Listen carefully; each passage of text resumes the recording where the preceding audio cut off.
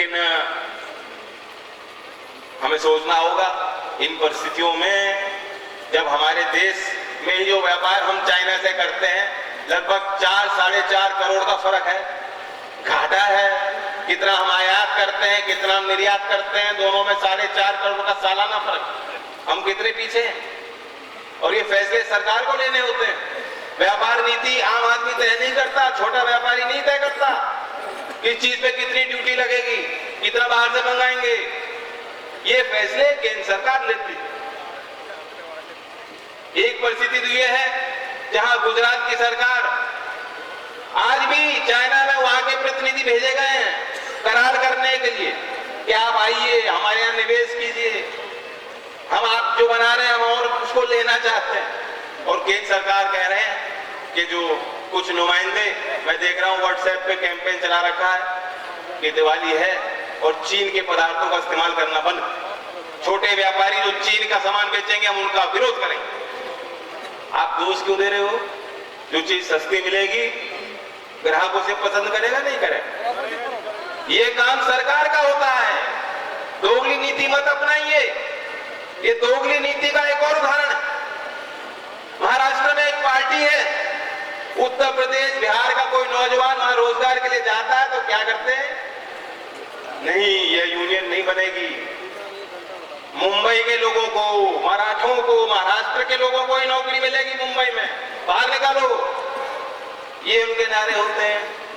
और छोटे छोटे गरीब आदमियों को इलाहाबाद से वहां टैक्सी चलाने के आया है, कोई मेरठ से अपनी वहां दुकान लगाने के आया है, कोई यहाँ का नौजवान वहां नौकरी लेने के आया है। क्या करते हैं? वहां जलील करते हैं। लेकिन हम लोग इतने कमजोर हो गए, मुझे बहुत अफसोस हुआ। मैं नहीं जानता कितने लोग थे, लेकिन अखबार में जानकारी मुझे मिली 5-6 शिवसेना के यहाँ थे। और यहाँ नवाजुद्दीन हमारे यहाँ के बुढ़ाना के ही हैं, एक्टर हैं, रामलीला में वो हिस्सा लेना चाह रहे थे, उनको धमकी दे डाली। मैं सोचा ये उत्तर प्रदेश के लोग और शिवसैनिक बनने का उत्तर प्रदेश का जवान कैसे बन सकता है? और ऐसी धमकी में हम क्यों चुप हैं? ये क्या डर का माहौल बना जा रहा है? ये लोग फैसले लेंगे? नहीं। कौन कहां काम करेगा, किसको कहां नौकरी मिलनी है, इसका फैसला इनके हाथ में है। और दोगलापन देखिए, कोई पार्टी के लोग, चाहे वो एमएनएस हो चाहे शिवसेना हो, एमएनएस मुख्यमंत्री के साथ बैठ के उन्होंने फैसला कर दिया कि हाँ साहब हो गई बात। ये राष्ट्रवाद है क्या जो 5 करोड़ में बिक जाएगा? ये इनका राष्ट्रवाद है कि आप 5 करोड़ दे दीजिए और पाकिस्तानियों को बुला दीजिए, हमारा मुद्दा खत्म हुआ, हमारा हल निकल आया। और आम आदमी सोच रहा है कि 5 करोड़ तो बताए जा रहे हैं, पता नहीं कितने पीछे से दिए होंगे। तो ये क्या है? ये दलाली है। ये राष्ट्रवाद पे दलाली कर रहे हैं। ये कौन होते हैं तय करने वाले लोग? एक आदमी है, वो घूम रही है, खुला छोड़ रखा है, वे घूमती है, कहती है कि मैं तय करूंगी। कोई मुसलमान देश में रहेगा जो राष्ट्रवादी होगा, बाकी सब पाकिस्तान जाओ। ये क्या बातें हैं? क्या ये लोग नेता बनने लायक है? ये लोग साध्वी बनने लायक है? ये धर्मगुरु बनने लायक है? धर्म कोई ऐसा नहीं है जो सिखाता है वैर करना, एक दूसरे पे इस तरह से वार करना। तो भाइयों, हम शांति चाहते हैं, हम तरक्की चाहते हैं। मेरे मन में जो मैं कह रहा था, चीन की मैं तुलना आपको कर रहा था। चीन में औसत आबादी 2020 में 36 वर्ष की होगी, यानी हमारे देश में वहां से ज्यादा नौजवान। लेकिन क्या करोगे इनका? मेरे मन में सबसे बड़ा प्रश्न चिन्ह यही है। और मैं बता नहीं सकता कितने लोग मेरे पास आते हैं और जनप्रतिनिधियों के पास जाते हैं। किसी ने एमबीए कर रखा है, किसी ने अच्छे कॉलेज में शिक्षा की हुई, कोई सरकारी नौकरी के खोज में, और उनको ये लगता है कि बस सिफारिश लग जाएगी तो काम हो जाएगा। जबकि ऐसा नहीं रहा, सिस्टम बदल गया। और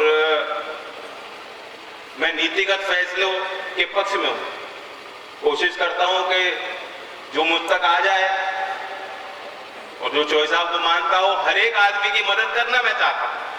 लेकिन आपको मैं बता नहीं सकता कितना जोर मुझे पकड़ता है। एक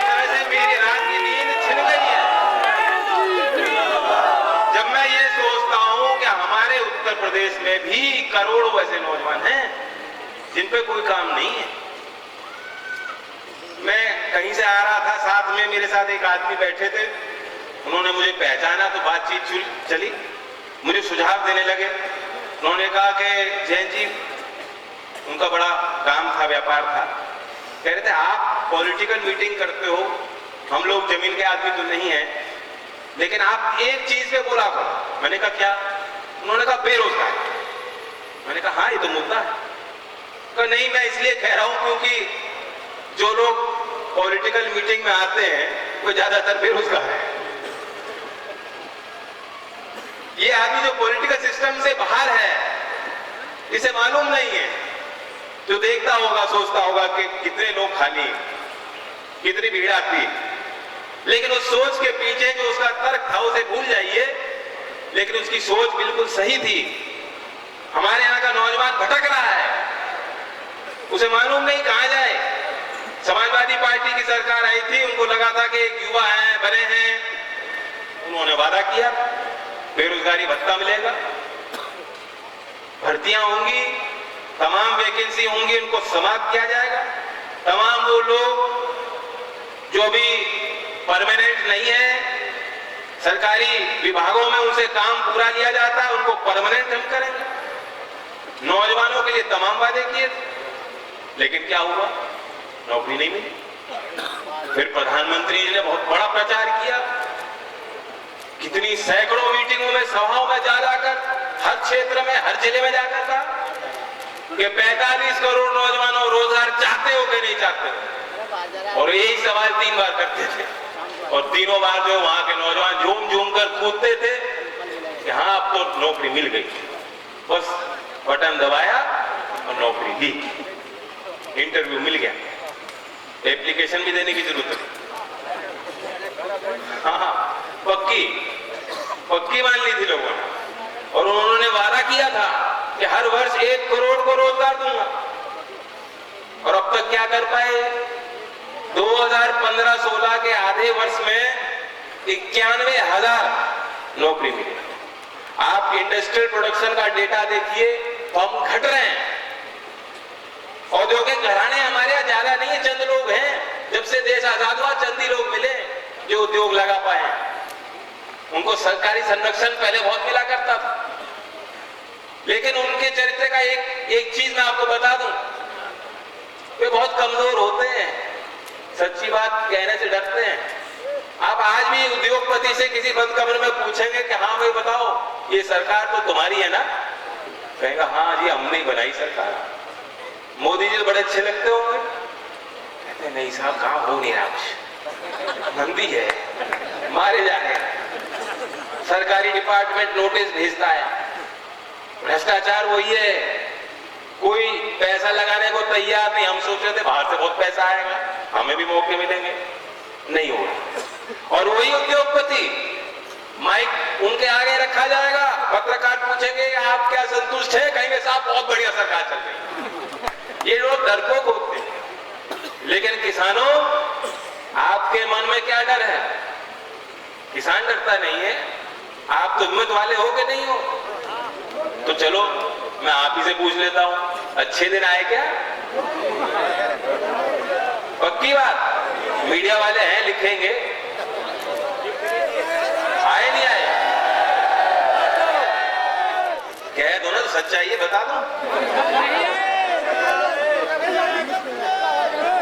तो मुद्दा यही है, हमें पूछना पड़ेगा, हमें अपने मुद्दे बनाने पड़ेंगे, जनता तक पहुंचाने पड़ेंगे, और हमारे मुद्दे बने बनाए।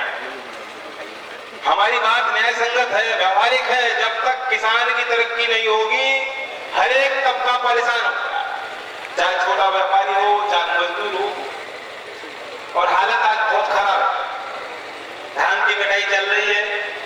याद करो 2 साल पहले 4500 तक रेट पहुंच चुके थे, और वहां से ढाई गिर के 1400 तक रेट पहुंचा।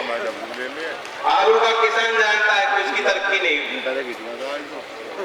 दलहन की खेती लोगों ने करी, मुझे जानकारी इसी क्षेत्र में कुछ लोगों ने कोशिश की, उड़द की फसल खराब हो गई, बीमा कंपनियों ने जो उनसे ले रखा था, जब वो गए तो कोई भुगतान उनका हुआ नहीं।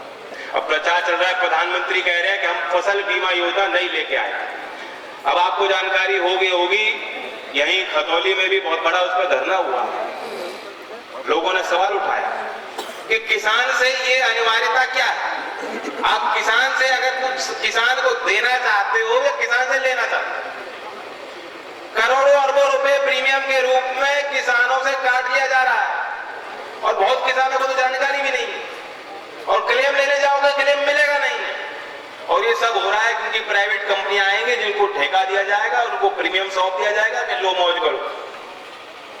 इसके खिलाफ जो योजना में कमियां हैं, इस पे भी जो हमें मंथन करना चाहिए। क्या कर सकते हैं? मेरा मानना है कि प्रीमियम जो है छोटे किसानों से इस तरह से नहीं लेना चाहिए सरकार को। यदि सरकार की मंशा साफ होती तो प्रधानमंत्री को कहना चाहिए था पहले दिन से, हमारे मुख्यमंत्री को कहना चाहिए कि ये जो प्रीमियम लिया जा रहा है ये हम इसे अलाउ नहीं करेंगे, ये प्रीमियम सरकार देगी और ये सब्सिडी के रूप में हम देंगे। यदि ये घोषणा सरकार करती तो आज हमारे क्षेत्र का किसान ये समझता कि हमें बचाने के लिए हमें जो हमारा नुकसान होता है उसकी भरपाई के लिए सरकार ने कदम उठाया। लेकिन नहीं है, सरकार ने जो काम किए हैं उससे और निराशा बनी। भूमि अधिग्रहण कानून इतना बड़ा हुआ बनाया गया था, प्रधानमंत्री ने मन की बात में छेड़ा। प्रधानमंत्री जी भी ऐसे लाल किले से भी झूठ बोला और मन की बात में झूठ बोला।